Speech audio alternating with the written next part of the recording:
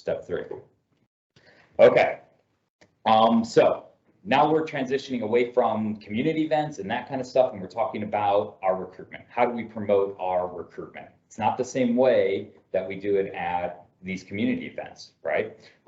So promoting our recruitment events is about flyers, right? You should have a sample of our flyer. We're doing that flyer again. You've got it in a full sheet spread.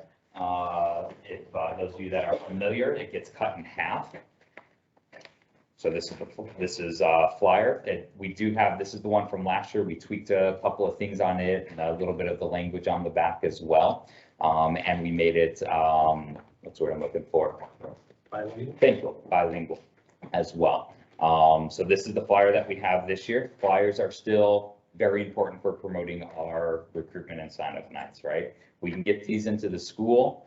There's a good chance that we get several families from that school to come on out when these flyers go home, right? If we can get into the school and do a cub chat, a youth talk of some sort, then, you know, it pretty much doubles the amount of people that are going to come when they see that flyer. Actually, statistically, a school with 400 students, if we can get to that school and talk to the kids in the school about Cub Scouting, we can get 20 families to come. All right, if we handed a flyer, just handing out a flyer without doing a presentation, a classroom presentation or luncheon presentation, just the flyer itself, 5 families. 20 families with the presentation, 5 families with the flyer. A digital flyer going home, 2 or 3 families. And that's the difference.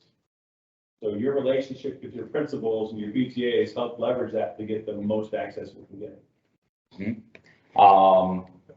Yard signs as well. We have yard signs like we've had in the past. You've got a couple right there. We have the stakes out there, so you can grab a couple of stakes for the yard signs as well. Posters, this is we have some of these, but this is the old one. We've ordered new ones, so we've got posters as well. So the example here is the different type of materials, right? This isn't going to make sense when you're necessarily at a recruitment event or at a community event, right? Maybe something on the table or something like that. But there are 2 different types of items here, right? And there's 2 different goals. When we're at community events, we're trying to get contact information. We're handing out as many of those touch cards, you know, the little tchotchke frisbee to get contact information. That's our goal, right? When we're talking about we've set a date, we've got a recruitment on the calendar, how do we promote that? We're talking about flyers, yard signs, posters, getting into the school and doing cub chats if that's a possibility. All of those things are how we promote our recruitment events.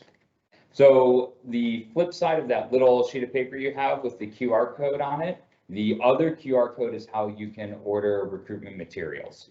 So keep that, scan it. It's on our website as well, right? It's just a Google form. So when you set a recruitment date, for every recruitment you have, you should request materials, because what that allows us to do then is it asks you, you know, where it is, the date, the time, right? It gives us all of that logistical information, and we're going to take that information and we're also going to create our Facebook marketing.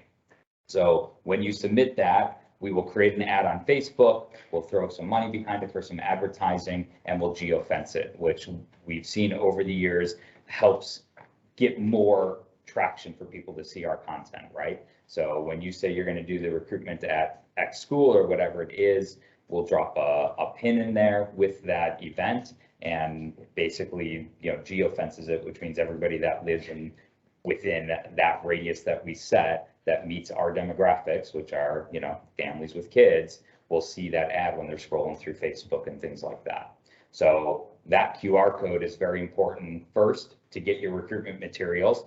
Tell us how many posters you want, how many yard signs, all of that kind of stuff. And then 2, to give us the information we need so that we can create those Facebook ads.